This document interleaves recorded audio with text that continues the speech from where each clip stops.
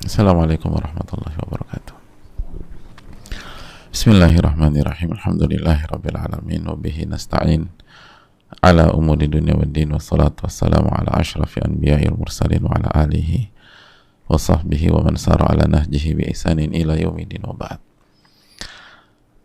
Allahumma inna nas'aluka ilman nafi'an wa na'udzubika min ilmin la yanfa'.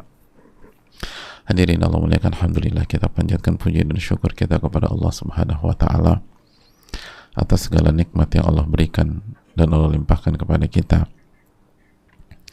Nikmat yang gak bisa kita hitung atau kita kalkulasikan, khususnya nikmat iman, nikmat Islam, nikmat kesempatan bersama dengan ilmu yang merupakan sumber kebaikan dan keberkahan.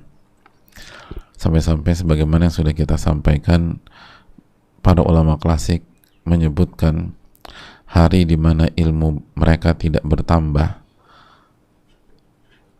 ilmu yang mendekatkan mereka kepada Allah, maka hari itu tidak berkah bagi mereka. Dan mereka rasakan hal itu, bukan hanya suges. Jadi bukan hanya sugesti, itu hari nggak berkah. Apa arti hari nggak berkah? Nggak ada kebaikan, ada aja masalah, berantakan, ribet, segala macam. Jadi hari dimana ilmu kita nggak bertambah, dan ilmu yang dimaksud ilmu nafi', ilmu yang bermanfaat, ilmu yang mendekatkan diri kita kepada Allah, maka hari itu nggak berkah, hari itu nggak baik,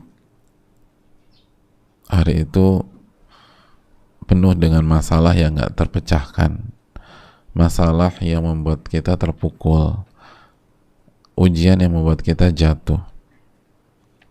Dan ternyata penyebabnya hari itu kita nggak mencari ilmu yang mendekatkan diri kita kepada Allah. Dan itulah inti dari, salah satu inti dari ilmu itu mendekatkan diri kita kepada Allah. Bukan sebatas membuat kita ngerti, sebatas membuat kita tahu, sebatas membuat kita paham, sebatas membuat kita hafal. Pada walaupun ya jemaah sekalian, hafalan, pemahaman, pengertian itu penting, sangat penting. Tapi kalau hanya ngerti tapi nggak mendekatkan dirinya kepada Allah, ya percuma juga. Sebagaimana yang kita selalu bilang, dulu tuh waktu sebagian kita mungkin nggak puasa Ramadan, itu kita ngerti puasa Ramadan itu wajib, tapi dulu kita tetap nggak puasa gitu loh. Berarti punya ilmu, punya, tapi nggak mendekatkan dirinya kepada Allah, nggak mendekatkan dirinya kepada Allah. Oleh karena itu, hadirin Allah muliakan, marilah kita menuntut ilmu. Alhamdulillah. Yahdikumullah wa yuslih balakum. Ya hadirin Allah muliakan, marilah kita luangkan waktu kita untuk menuntut ilmu. Dan itu alasan kenapa kajian kita yang banyak kekurangannya ini kita upayakan setiap hari. Karena setiap hari itu kita butuh tambahan ilmu yang mendekatkan diri kita kepada Allah, walaupun cuman satu faedah, misalnya cuman satu ayat, cuman satu hadis. Tapi satu hadis itu kalau Allah berkahi, itu dampaknya bisa seumur hidup loh. Dampaknya bisa seumur hidup. Al-Imam Adz-Dzahabi itu jadi ahli hadis. Imam Adz-Dzahabi salah satu ulama besar mazhab Syafi'i, itu jadi ahli hadis yang sangat kuat, sangat hebat itu karena nasihat dari gurunya. Dan nasihatnya simpel aja, tapi satu kalimat nasihat ya yang disampaikan dengan tulus dan diterima juga dengan tulus gitu loh, itu dampaknya besar hadirin, dan merubah. Itu game changer tuh, benar-benar.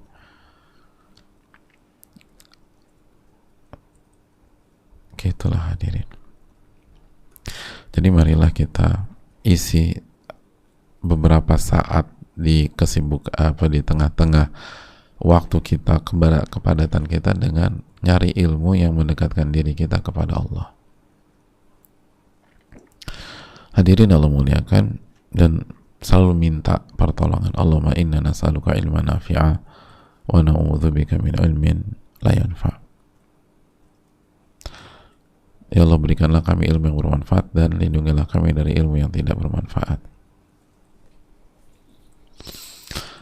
Dan berikutnya, hadirin Allah muliakan,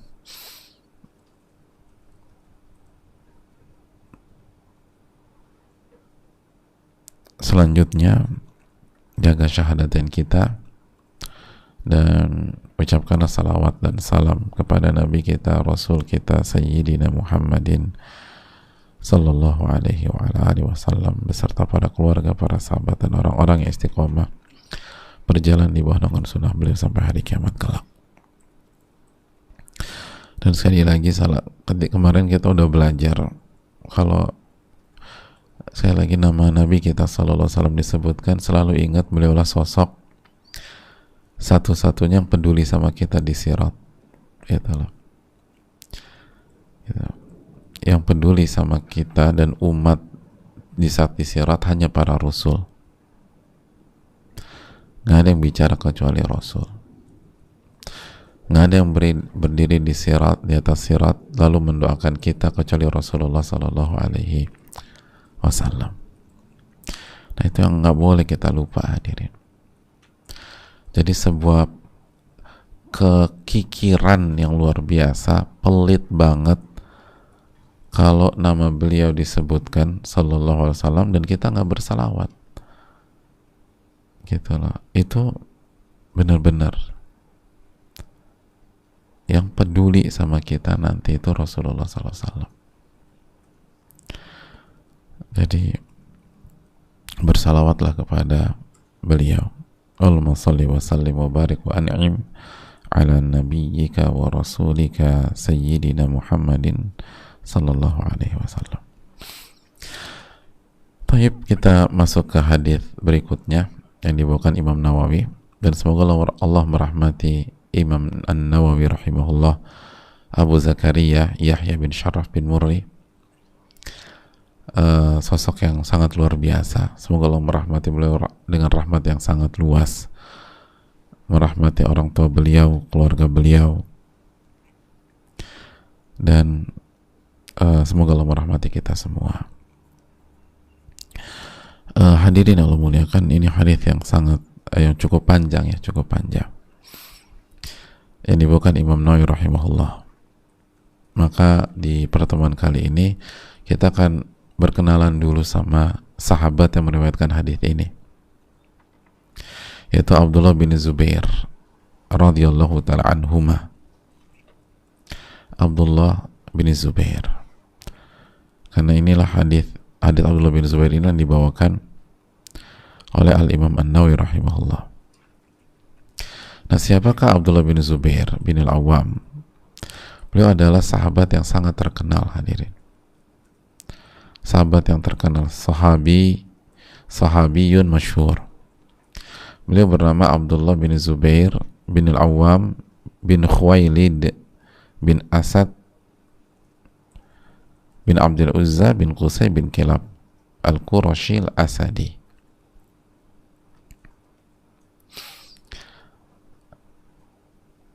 Al-Qurashi Al-Asadi. Jadi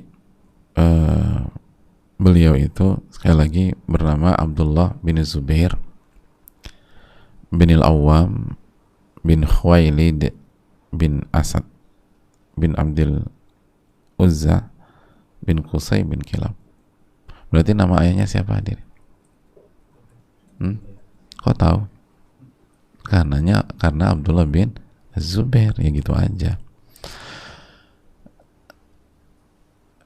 Dan kalau ayahnya Az-Zubair, berarti ibunya siapa, hadirin? Ibunya, istrinya Az-Zubair. Kok bingung sih antum? Susah ya? Kalau itu aku ngerti Pak Ustadz, namanya maksudnya Pak Ustadz. Asma. nama Asma. Dan bicara Asma, berarti Asma ini anaknya siapa hadirin? Abu Bakar As-Siddiq radhiyallahu taala an. Abu Bakar As-Siddiq radhiyallahu taala an. Gitu. Berarti ini siapanya Abu Bakar? Cucunya Abu Bakar As-Siddiq, Abdullah bin Zubair. Cucunya Abu Bakar As-Siddiq. Dan Abdullah bin Abbas hadirin. Abdullah bin Abbas dalam riwayat yang dikeluarkan Bukhari itu pernah menjelaskan tentang Abdullah bin Zubair ini. Kata beliau, amma abuhu fahawariyun Nabi sallallahu alaihi wasallam. Adapun ayahnya, beliau adalah hawariyunnya Nabi sallallahu alaihi wasallam. Masih ingat apa yang dimaksud hawari? Sahabat yang sangat dekat gitu loh, yang benar-benar total sama Nabi SAW, sama para rasul. Karena setiap rasul kan ada hawariyunnya, itu yang benar-benar totalitas, pengikut yang sangat setia. Dan itu gelar bapaknya, hawari Nabi SAW. Bayangkan ayahnya itu sahabat yang sangat setia ke Rasulullah SAW. Lalu kata Abdullah bin Abbas, itu bapaknya. Adapun kakeknya, itu sosok yang dipercaya mendampingi Rasulullah SAW ketika hijrah dan berada di gua Thaur. Kata Ibn Abbas, wa amma jadduhu fasahibul ghar. Adapun kakeknya itu yang nginep bareng Nabi SAW di Gua Thaur. Yang check in bersama Nabi di Gua Thaur itu kakeknya. Maksudnya siapa? Abu Bakar radhiyallahu ta'ala.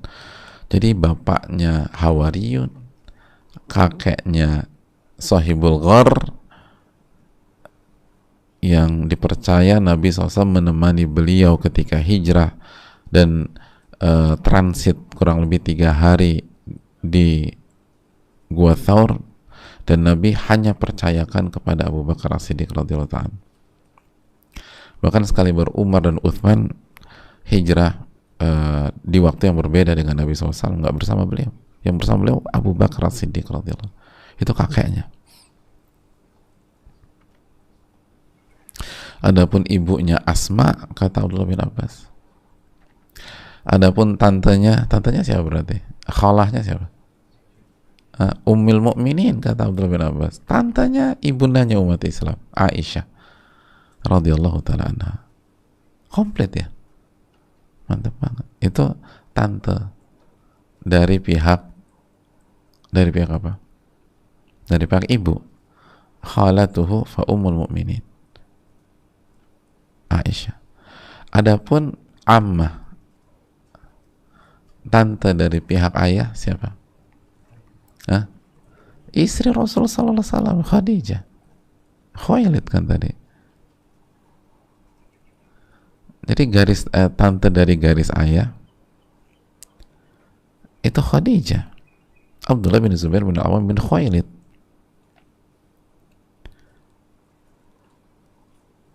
Anda bayangin, tante dari pihak ibu, istri Nabi SAW. Tante dari pihak ayah, istri Nabi SAW.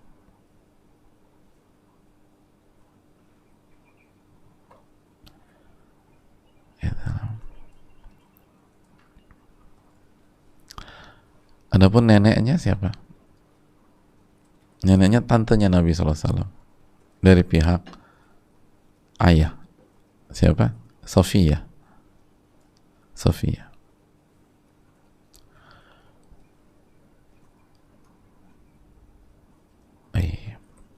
Komplit jamaah sekalian. Emang dia orang besar ini jamaah sekalian. Abdullah bin Zubair ini emang darahnya darah orang besar dah. Bisa begitu ya, subhanallah.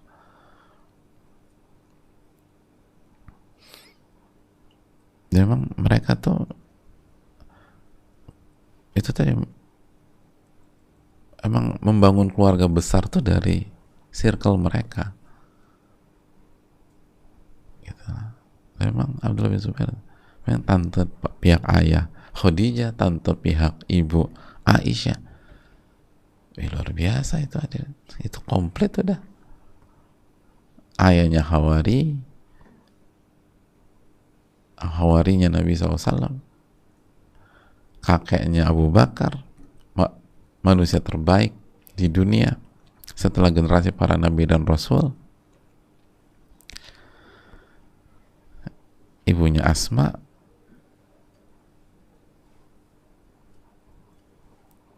itulah Abdullah bin Zubair. Abdullah bin Zubair plus sangat terhormat. Abdullah bin Zubair sangat terhormat, dan beliau salah satu dari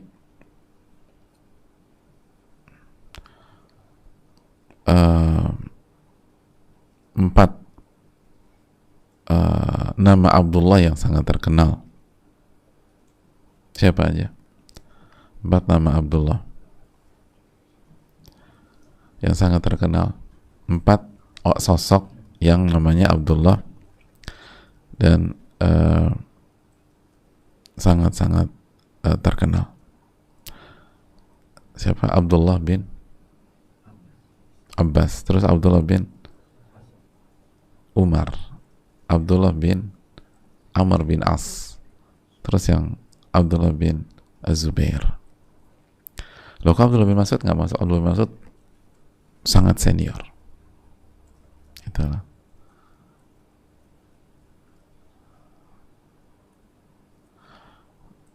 Jadi nggak dimasuk. Makomnya beda aja, tapi itu empat Abdullah yang sangat terkenal di tengah-tengah para sahabat. Jadi 4 Abdullah yang sangat terkenal, Abdullah bin Abbas, Abdullah bin Umar,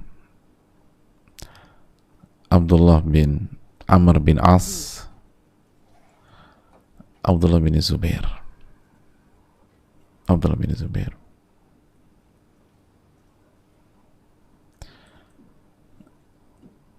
Wallahu ta'ala bisa. Ya. Kita lanjutkan bahwa beliau adalah muhajirin yang pertama lahir di Madinah. Awwalu mauludin fil Islam minal muhajirin bil Madinah. Beliau adalah bayi muhajirin yang pertama lahir di Madinah. Karena Asma binti Abi Bakar, ibu beliau radhiyallahu taala anhuma, Asma binti Abu Bakar itu hijrah dalam kondisi hamil. Maka ya Allah, lihat ibu-ibu harus banyak mencari teladan, jamaah. Bayangin, hijrah dari Mekah ke Madinah dalam kondisi hamil,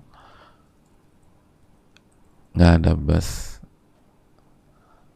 nggak ada pesawat direct, nggak ada kereta api cepat. Nah, ibu-ibu coba kalau misalnya Allah undang kita lagi ke Mekah, ya amin ya rabbal alamin, ke Masjidil Haram, ke kota Madinah. Itu pas ngelihat perjalanan dari Mekah Madinah atau Madinah Mekah, mikir ini kurang lebih nih medan yang ditempuh, dijalani oleh para sahabiat ketika berhijrah, walaupun nggak sama persis, kira-kira gitulah. Dan Asma itu hijrah dalam kondisi hamil, jamaah, dalam kondisi hamil. Jadi ketika kita diuji oleh Allah, atau ibu-ibu diuji oleh Allah pada saat ibu-ibu berhijrah, itu nggak ada apa-apanya dengan ujian para sahabiat ketika diuji oleh Allah ketika berhijrah.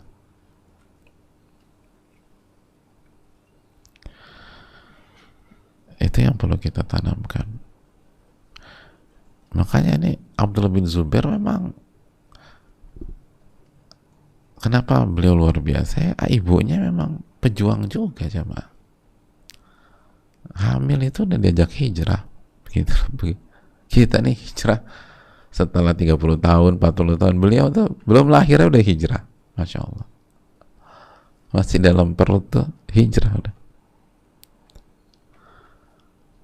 Oh capek kan itu, benar-benar deh.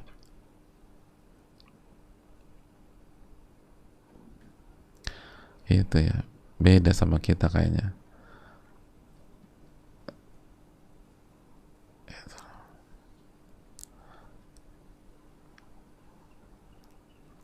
Itu makanya sih ibu-ibu ini harus memang, kalau pengen anaknya berhasil tuh memang dari awal tuh tunjukkan, bahkan sebelum melahirkan itu udah ditunjukkan sama Allah, biar Allah lihat kejujuran kita. Kalau Allah lihat kejujuran kita, Allah akan kasih taufik.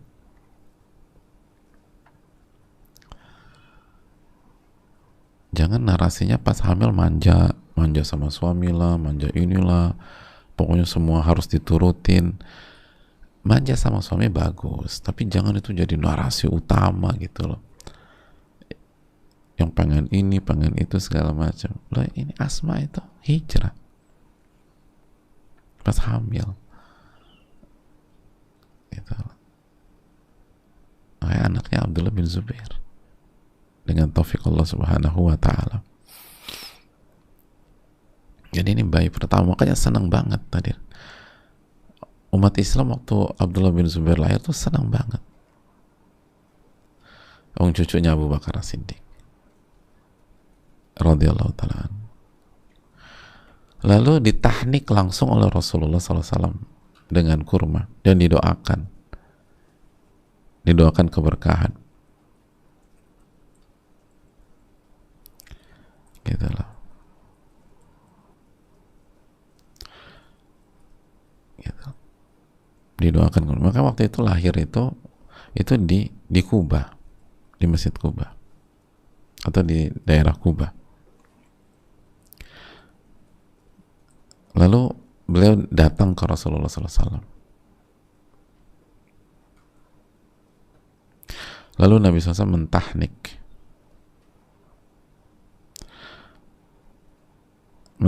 tahu kan, kurma terus digigit-gigit, terus dimasukkan ke rongga mulut si anak, gitu loh. Makanya kata Aisyah radhiyallahu taala anha, yang pertama kali masuk ke dalam perutnya Abdullah bin Zubair, maksudnya rongga penjara, adalah air liurnya Nabi SAW. Karena tahnik, dan tahnik ada liur dan sedikit kurma kan, potongan kurma itu. Yang pertama kali masuk ke dalam dirinya Abdullah bin Zubair ketika lahir itu air liurnya Nabi SAW. Makanya Masya Allah, kata ibunya, kata Asma, Nabi SAW itu mengusap beliau, mendoakan beliau, dan memberi nama Abdullah untuk beliau.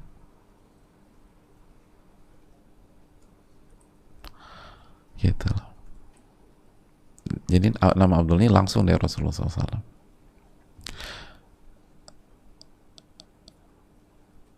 Lalu di usia 7 atau 8 tahun Abdullah ini datang ke Rasulullah SAW untuk janji setia, baiat itu, janji setia. Dan itu diperintah dan disuruh langsung oleh Az-Zubair. Jadi ayahnya yang didik langsung, kamu ke Rasulullah SAW, janji setia dengan beliau. Lalu begitu beliau datang, Abdullah bin Zubair datang, Nabi SAW senyum. Lalu dilakukan janji setia itu. Hadis Bukhari Muslim dan lafadznya dari Imam Muslim. Jadi yang beda jamaah ya. Lihat bagaimana mereka. Asma itu lahiran. Habis lahiran datengin Rasulullah SAW, bawa anaknya datengin Rasulullah SAW. Akhirnya didoakan, ditahnik. Lalu di 7-8 tahun disuruh sama ayahnya, kamu berangkat ke Rasulullah SAW, ini udah saatnya kamu janji setia sama beliau. Jadi memang tuh anak nih dari kecil dikasih mental aktif gitu loh. Lahiran, ibu coba tanya ibu, tahu kan gimana habis lahiran tuh? Itu yang dicari tuh Rasulullah SAW, biar didoain, biar didoakan, biar ditahnik. Jadi itu anak udah dibawa gitu loh.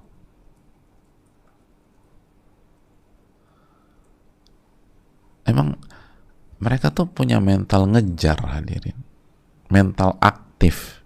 Makanya kan memang benar thalabul ilm, kan Nabi SAW, thalabul ilmi faridatun ala kulli muslim, menuntut ilmu itu wajib bagi setiap muslim. Namanya menuntut itu aktif atau pasif? Aktif. Nabi SAW nggak mengatakan menunggu ilmu itu wajib bagi setiap muslim, enggak. Thalabul ilm, menuntut ilmu. Jadi memang kita itu dididik itu untuk jadi pribadi yang aktif, yang ngejar sana, ngejar sini, ngejar kebaikan. Nggak nunggu diundang, nggak nunggu diajak, enggak. Oh nanti, oh nggak enak, sibuk nanti. Ya kalau sibuk, Anda nggak ditemuin, tenang, Allah udah lihat kok. Jangan ganggu orang juga. Tapi itu mental kita tuh dari dulu emang pasif. Mereka itu mentalnya aktif, tapi nggak ganggu gitu loh. Gitu. Kalau bahasa Jakarta dulu apa? Nggak rese ya. Nah itu masih dipakai nggak sih bahasa masih ya? Jarang ya. Dulu kita tuh SMA atau Jakarta, lu rese banget sih lo. Nah itu. Jadi mereka tuh memadukan antara aktif dan adab, nggak rese. Nggak nyusahin orang, datang ke Nabi SAW gitu. Kan baik, kan abis lahiran kan, ya Allah capek, abis hijrah gitu loh, lahiran langsung dibawa tuh anak ke Rasulullah SAW, aktif. Nggak mengatakan nunggu Rasul datang aja deh, nanti kalau Rasulullah jenguk baru kita ketemu. Enggak, datengin Rasulullah SAW. Itu mental aktif tuh. Dan emang orang tuanya emang mentalnya begitu jamaah. Kedua orang tua Abdullah ini mentalnya emang jemput bola, mentalnya datengin, mentalnya ngejar gitu, ngejar kebaikan.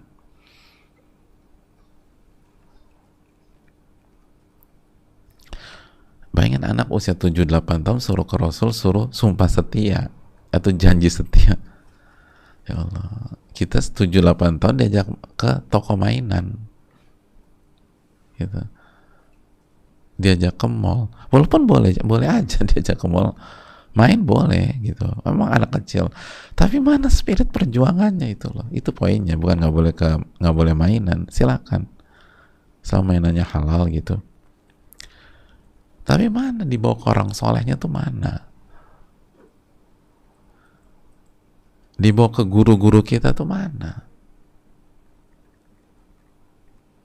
Dan ini bukan dibawa diajak main, dibawa disuruh, kamu sekarang ke Rasulullah SAW janji setia sama beliau. Suruh janji setia, bukan minta dibeliin es krim,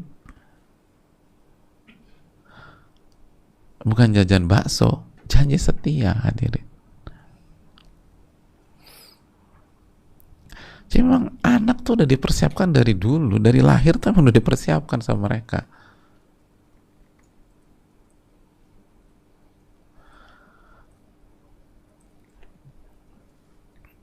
Makanya nggak heran besarnya jadi pemimpin besar, jadi sosok yang sangat diperhitungkan. Usia 7-8 tahun udah disuruh ke Rasulullah SAW janji setia, udah janji. Jadi kan apa yang disuruh Nabi udah siap, udah. Wah, Nabi suruh kanan kanan, suruh ke kiri kiri, udah.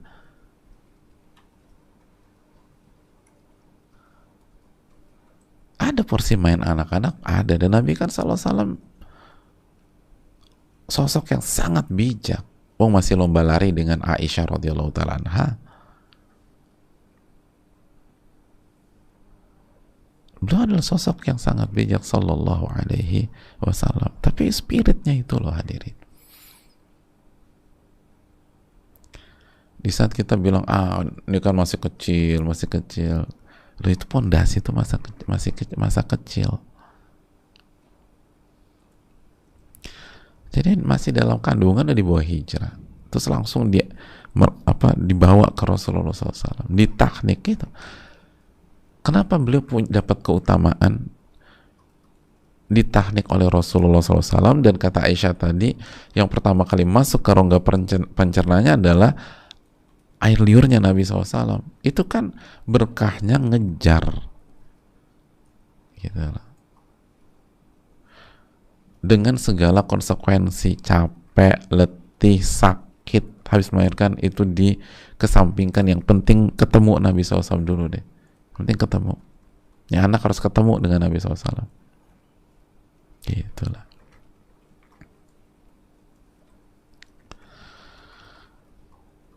Makanya jamaah yang Allah muliakan, gak heran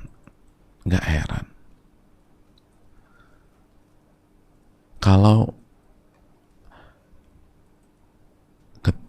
ke depannya beliau hadir di perang Yarmuk bersama ayahnya,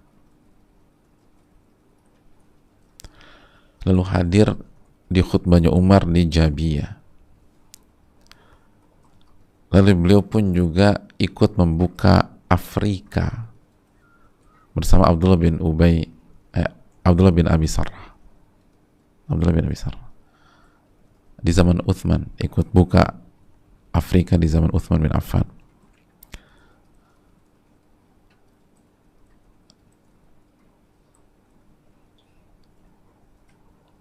Lalu beliau memimpin Mesir, memimpin Hijaz, memimpin Yaman, memimpin Khurasan, memimpin Irak, dan mayoritas wilayah Syam,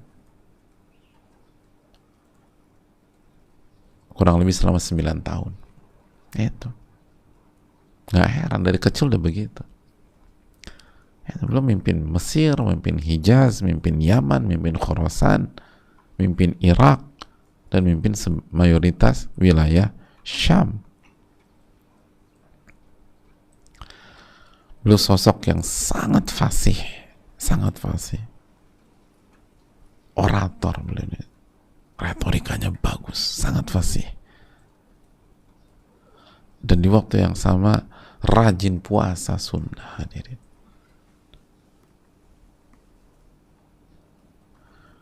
Rajin puasa sunnah, rajin sholat,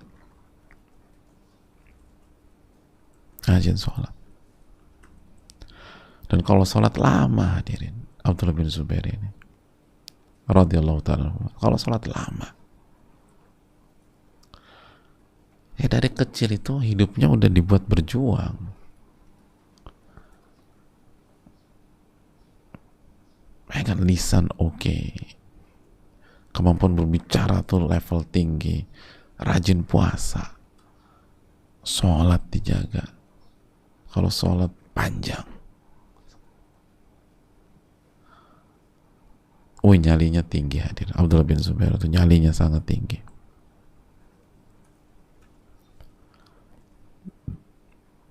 Makanya beliau kan berhadapan sama Hajjaj bin Yusuf nantinya, nyali tinggi. Dan di waktu sama ulama ulama dan ahli ijtihad. Makanya 4 Abdullah itu terkenal. Bahkan tidak ada yang lebih mengerti ilmu tentang manasik haji dibanding beliau.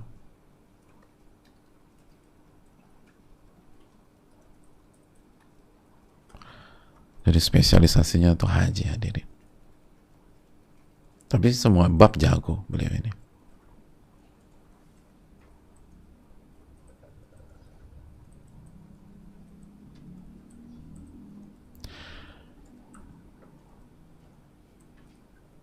Dan orator tulen itu kalau khutbah, iya hadirin, jago. Kalau khutbah menyihir dan disamakan dengan Abu Bakar.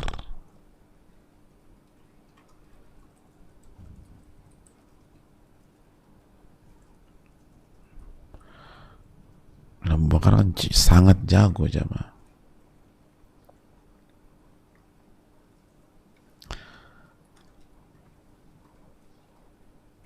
Dan beliau itu berhaji bersama manusia 8 kali haji.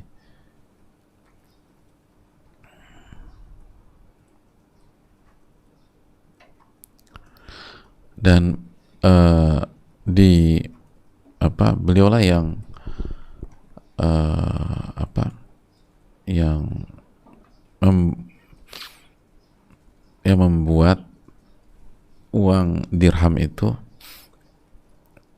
dua sisi mata uang gitu kan, 2 sisi uang ya, kepingan uang. Satu sisinya tulisannya Muhammadun Rasulullah, dan di sisi yang kedua amarallahu bil wafa wal adl.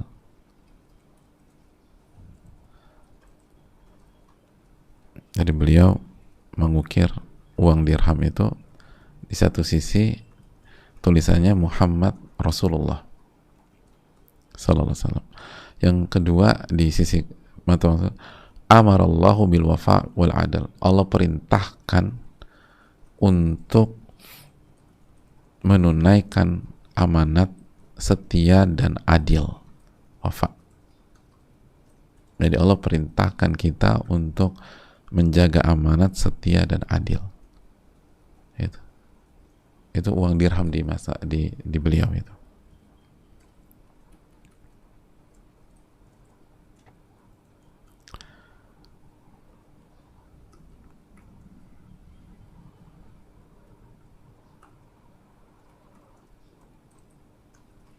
Jadi dan sangat berani hadirin. Waktu berhadapan dengan Hajjaj bin Yusuf dan akhirnya beliau wafat dengan perjuangan yang sangat berkelas.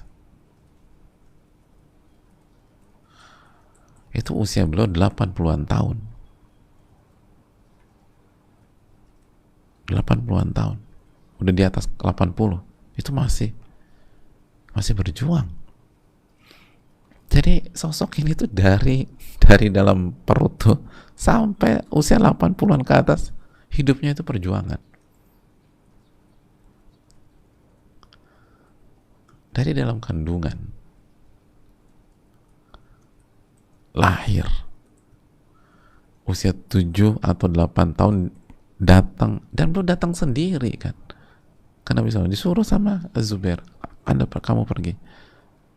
Nah, kamu pergi. Suruh pergi, datang. Anak 7 tahun, 8 tahun. Sampai usia 80 tahun istiqomah.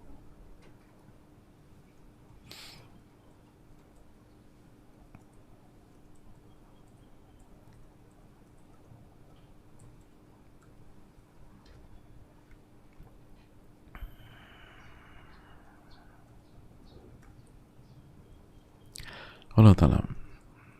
Ada yang mengatakan usia beliau 70-an tahun. Tapi intinya udah tua lah hadirin.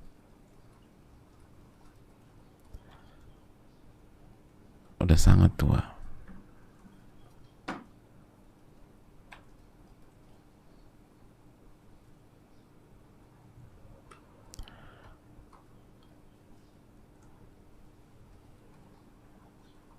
saya 70-an tahun masih begitu luar biasa lah. Nggak ada capeknya beliau ini radhiyallahu ta'ala anhuma. Itulah kira-kira Abdullah bin Az-Zubair radhiyallahu ta'ala anhuma. Dan insyaallah kita akan bahas hadisnya.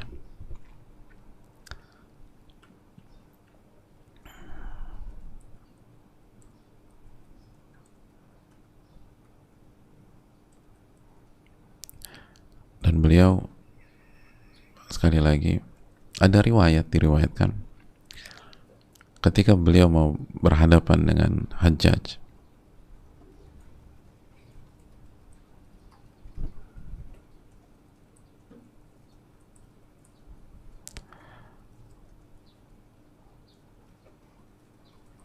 itu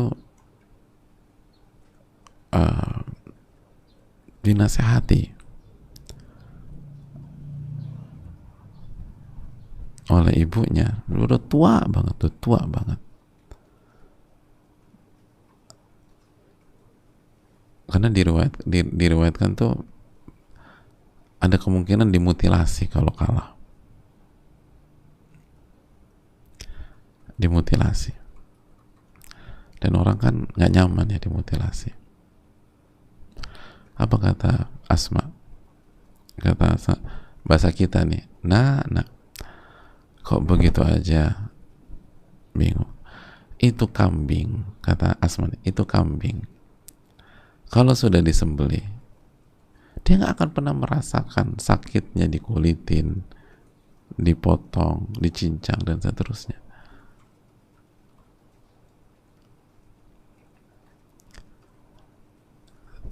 Simpel banget ya nasihatnya. Nah kok gitu aja ini. Itu kambing kalau disembelih udah meninggal, dia itu kambing nggak akan merasakan sakitnya dikuliti, dicincang, dipotong-potong, dibakar, disate dan seterusnya.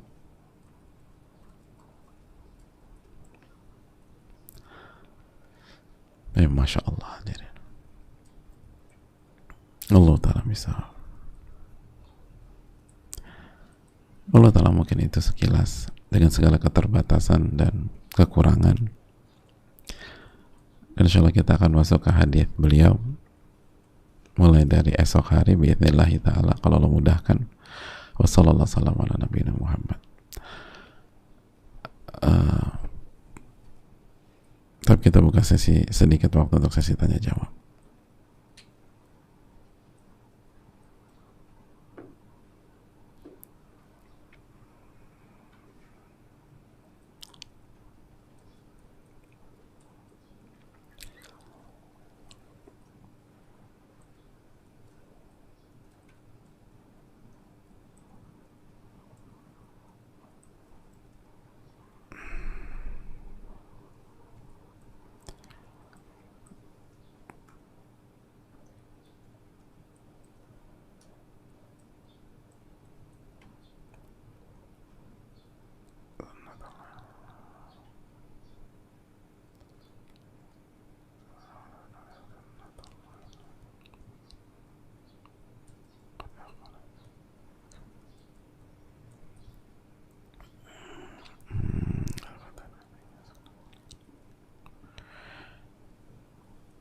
Assalamualaikum warahmatullahi wabarakatuh. Waalaikumsalam warahmatullahi wabarakatuh.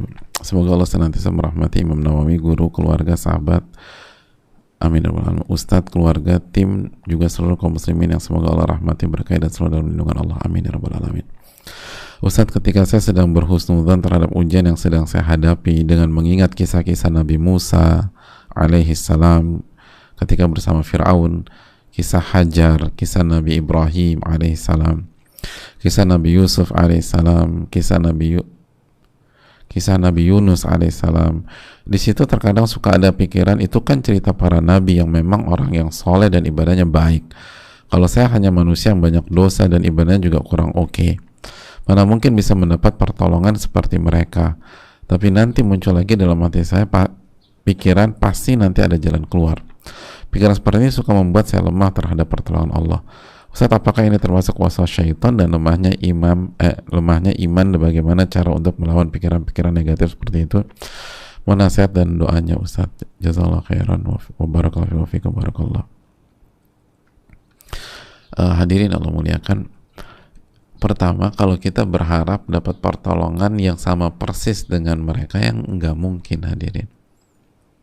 Itulah. Ya karena makomnya beda, itu pertolongan level para nabi dan rasul.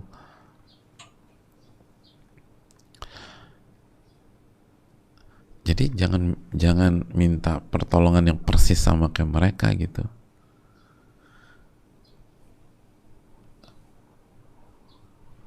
Karena kan pertolongan tergantung keimanan. Ya nggak mungkin kita sampai seperti iman mereka. Namun ketika kita mengikuti ajaran yang dibawa Rasulullah SAW, Allah dan Rasulnya menjanjikan pertolongan, dan itu menunjukkan yang Allah tolong bukan hanya para nabi dan rasul.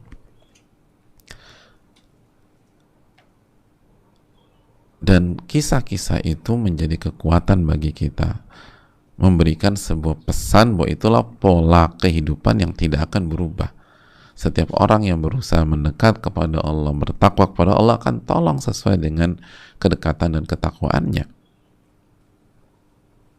Kan nggak harus sama.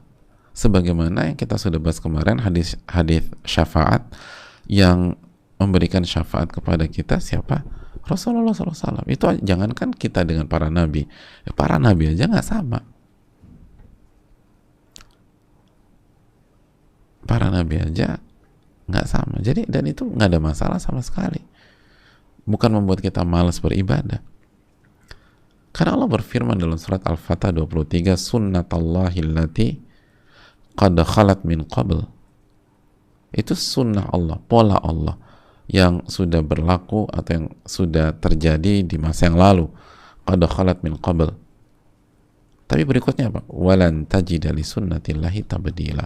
Dan engkau tidak akan mendapatkan sunnah Allah itu berubah. Sunnatullah, pola Allah dalam kehidupan itu selalu sama, nggak akan berubah. Walan tajida li sunnatillah tabdila. Anda nggak akan melihat pola itu berubah. Makanya Allah nggak mengatakan sunnatullahi allati qad khalat min qabl wa qad intahat, kan nggak begitu ayatnya. Itu sunnatullah, pola Allah yang terjadi di masa lalu dan itu udah berakhir. Kan nggak ada kalimat berakhir, tapi yang ada adalah walan tajida li sunnatillahi tabdila. Dan sunnatullah itu nggak akan berubah, akan tetap berlaku. Kalau kita mendekat ke Allah, pasti Allah tolong. Kalau kita menjalankan perintah Allah, pasti Allah tolong. Sebagaimana polanya juga syaitan akan goda kita. Syaitan akan membuat kita pesimis, syaitan akan membuat kita nggak pede untuk berdoa, untuk meyakini bahwa kita akan ditolong oleh Allah. Syaitan akan membuat kita minder. Itu sunnatullah juga. Dari dulu sampai sekarang kan gitu.